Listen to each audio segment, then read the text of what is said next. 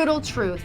You are failing as an Airbnb host and you don't even realize it. The Airbnb hosts out here who are chasing hacks, blaming the algorithm, and they're making assumptions instead of giving our customers what they want. And today we are going to expose the 5 reasons you're failing, but also how to fix it. Hi, I'm Sarah Karakayan. And I'm Annette Grant. And together we are Thanks for visiting. We've been hosting for well over a decade, welcomed tens of thousands of guests, and earned thousands of 5-star reviews. Our portfolio continues to bring in over 1.5 million year over year, and supported not only by the industry's leading brands, but also some of the biggest media outlets. And we're here to help you with your furnished rental. All right, hacks. Listen, I get it. It feels like a quick win. It's like what is it called? Dopamine hit. Dopamine hit. You feel like you're getting a win, and there might even be some Truth in these. truth. But when you lead your business or your mind or your to-do list by checking in on that hack and doing this quick win thing, it's a great way to not be in business for the long haul. Here are some of the hacks we hear. Joining wish list groups because wish listing pumps you up in the algorithm. And here, we're not here to deny that claim, but however, if your listing is terrible, it doesn't matter if it's wish listed. Your guest is going to see through that. The other one that absolutely I've been seeing this everywhere is hiring VAs to get bad reviews removed. There's a hack, there's a way to do it. Here's the problem. You need to look at why you got that bad review. And if you have multiple bad reviews, I gotta let you know, Airbnb just removed 400,000 listings. They're just gonna remove you. It doesn't matter if you're getting your bad reviews removed. Let's focus on the property. Let's focus on the experience for the guest.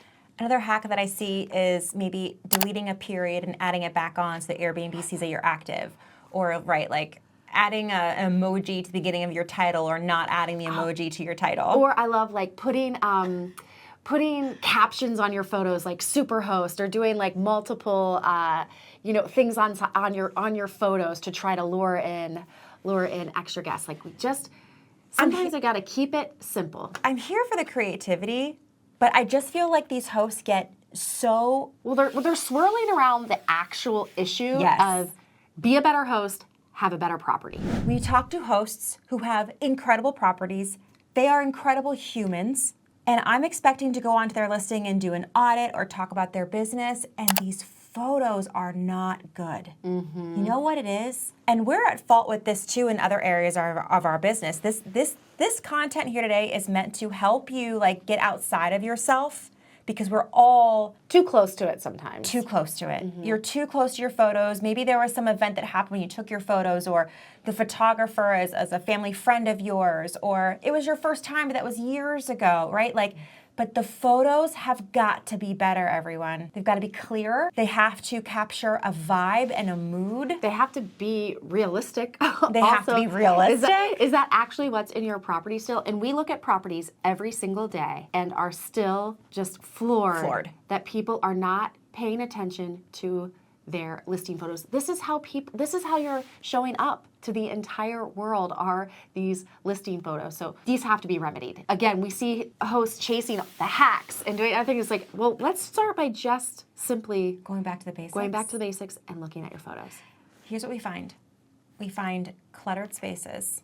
We find a slew of beautiful photos, and then all of a sudden, you updated the bed size, or you updated something in the kitchen, so you took a photo with your iPhone and then never got back to it. Oh, and it's so disruptive to see this, yes, all these horizontal pics and then a vertical pic. Or the order of them, it's 20 exterior photos before you get to the interior photo. That make no sense, because curb appeal, think about it. We're not trying to sell the house here. You're staying inside the house. I mean, if you have a really cool, architecturally interesting property, yes, but then the next photo should be give them a tour of the first 5 photos so they can get a taste of your property. Oh my gosh, just cluttered spaces, messy spaces, where the trash can and the, maybe it's the plunger are actually the focus of the photo. It's what is even happening? So before you think this isn't you, because even me right now, I'm it's been a couple months I've gone through my photos. I just need a triple check. But before you think this is not you, just do yourself a favor and go look at your photos, or go show them to someone else, your truth-telling friend. that friend who is blunt with you, and that's a reason why you love them, but it's also a reason why you maybe don't hang out with them so much. Sarah, will you look at my listing photos? I will look at your listing photos, Annette. Okay. Yes, and I will tell you the truth. But yeah, they've got to be better. They're costing you clicks. And if people aren't clicking on your property, and right now we don't have videos to go off of, we have very little to go off of to our potential guests. These photos are very important. I feel like there's a subset of hosts who are like way too loose with their like they're like, we'll do whatever, anything, let's just make money. Minimum, same day, But our audience, I love all of you so much. But you guardrail your calendar. We have been doing a lot of listing audits lately, and people want, the number one thing they come to us, like, we want more bookings, we want to make more money. So the first thing that we do look at the photos. The second thing that we do is we look at their calendar, and we are astonished. We have been going behind the scenes, and we see so many parameters that hosts have on. I'm going to give you a few of them right now that I could not believe. Number one, had someone, their cleaner only cleans on Tuesdays, and so every single Tuesday was blocked. Every single Tuesday. So the cleaner is essentially running their business, and that means no one could ever have a full week stay. That was real. Another one is someone had, on all of their weekends, a 4-night minimum. I don't know about you. Weekends in my world are 2 nights, not 4 nights. And listen, if you are a part of that 4-night weekend world, there's a club out there, and you have not invited us. I want to be a part of this 4-night weekend. So travel, yes, I want to travel for 4 nights. Travel, but right, that's a hard life if you're a 4-night weekend. But seriously, you could only book if you stayed for 4 nights. So the weekend started Thursday, Friday, Saturday, Sunday. 3-night minimums during the week. There were 7-night minimums. Mm-hmm. And I do know historic vacation towns are still very like Saturday to Saturday. But are they? But it is a new ball game. Yes, okay? I say, but are they? Because here's the deal. We've got forcing check-in, check-out rules that don't allow your guests to come and go when they want to. Blocking off dates unnecessarily. Now, if that's a decision that you want to make because you're the CEO of your business, fine. But don't come at us that I want to get more bookings and make more money, and you have all these restrictions. Those don't. Correct. Those don't mesh. Because here's what happens. We hear you. We listen to you. You explain the calendar to us, and we're like, got it. Cool, cool, cool. And then we log into Price Labs, and we're like, that's interesting because last year's data and the year before is telling us that no one is booking 4-night stays. They're booking 2-night stays. Mm-hmm. Or, hey, old school vacation town, things have changed since 2010, and now people actually just want to come for a long weekend to Cape Cod. So and how do we know this? Data. And here we will share with you. There are some times to have the 3-night minimum, the 4-night minimum. No, for sure. There are certain events that it absolutely would behoove you to have these minimums, but not just in perpetuity. So that's what we see is they've like blocked their calendar these same days, these same requirements, and just let them flow throughout the entire year. And not just because you, I'm using air quotes here, feel like that's what happens. Because that we'll ask that too. Why do you have 4-night minimum sets? Well, I feel like if I'm going to let them book at that point, I want to make the most money then. But it's like the traveler is booking 2 nights with all of your competitors and paying more money on those 2 nights than you get for your 4-night stay. And here's the thing. I don't know about you, Annette, but I'd like to make more money and have less people and less wear and tear on my home. Right, so higher ADR, lower occupancy. And the last thing that we see, again, if you just want to be making more money and not failing, is also a lot of folks require a day before and a day after check-in. So imagine that. Just think about that. That's 2 days per every reservation because, again, you have a cleaner that needs an entire day after a checkout to do it. And again, if that's how you want to run your business, fine. But when I go into these calendars and I see every 5-day reservation has another 2-day blocked, it's essentially you're slashing your calendar in half. So, the thing about short-term rentals, we get a limited amount of inventory. We get 365 days of inventory. And when you're going in and putting these parameters in, your pie is getting smaller and smaller and that small. Because these guests are logging into the OTA or your direct booking site, doesn't matter, and they're searching for their dates, and you're not coming coming up. You're not coming up. You're coming up as unavailable. And so you can't make money or you can't, quote unquote, get bookings if guests can't find you. But I feel my price should be this. I feel I can't charge anymore. I could never get that price, Annette. Right. I feel like this is my max rate. I feel like if it goes any lower than this, then parties will happen. We are, and again, I can share that I was at fault for this, and I've done this in several areas of my life, but we take so many of our money stories and impress them upon all travelers, and that's not fair. We don't know why they're coming, what they're willing to pay, the value that we are bringing forth, and that's why we need the data over the drama here, the facts over the feelings. Yes. So a component of pricing with emotion and not math or data is maybe the more correct word. We see it in people selecting their base rate. So what is that base rate that the algorithm is then going to base the rest of the pricing off of? And the cool thing is with data, it's like you don't have to guess. Like literally the market will tell you what the booker is willing to pay. Or then we see hosts setting these arbitrary maximums. And you are literally, and we see it, we are not exaggerating. We see it happen all the time, hosts preventing themselves from making money. It's so true. And here's an analogy I want to give. I just talked to a host the other day who had a maximum inside their dynamic pricing because they felt that that was the most value that they could give to a guest. And I wanted to share, I want all of us to think about hotels and their dynamic pricing. And hotels are normally a square room, 1 to 2 beds, and a bathroom, and maybe a mini fridge. And they can fluctuate in pricing anywhere from $119 a night to $1,000 a night.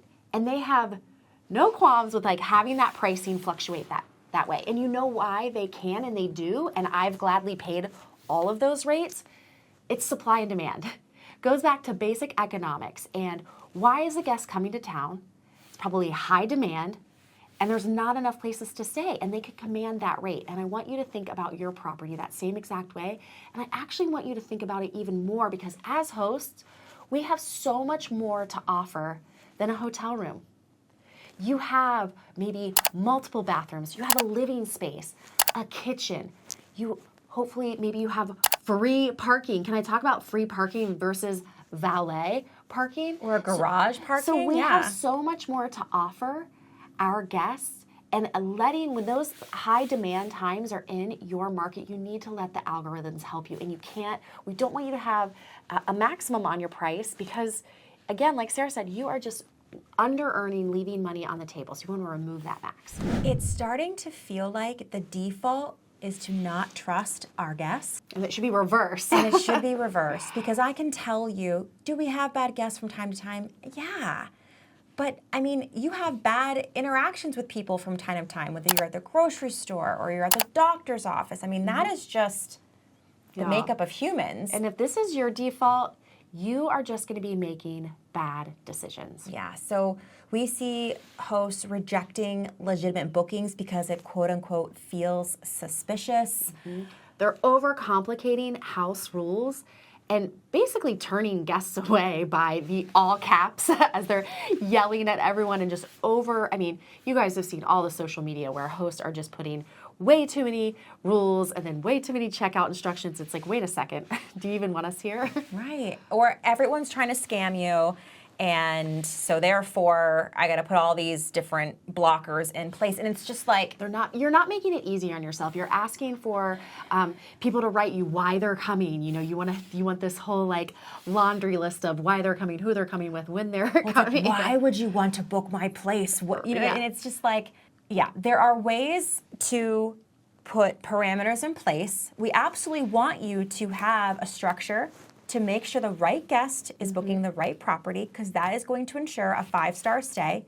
We want you to have safe practices so that the things that happen within the 4 walls of your home are legitimate and legal. I mean, we're not discounting the terrible things that we've heard in the news, but those things aren't common. they're not what happens on the day-to-day. Most of the time, guests are incredible human beings. Right, and think about yourself. I always like to tell everyone, like, certain parameters that people have into on their listing, like, I wouldn't even be a guest of theirs. I like instant booking. I don't want to have to tell somebody why I'm coming to town, and I think I am an amazing guest, and I would never even ever see their property because they don't have instant book turned on. And here's the thing, just a little tough love. If this is your default, you really got to ask yourself if this is the right industry for you. You really do, because it is a hospitality-based industry, and when someone reaches out to you about staying with you, your first instinct should be like, oh my gosh. Absolutely. I am so excited for this. How can I wow them? Not, oh my gosh, they're probably trying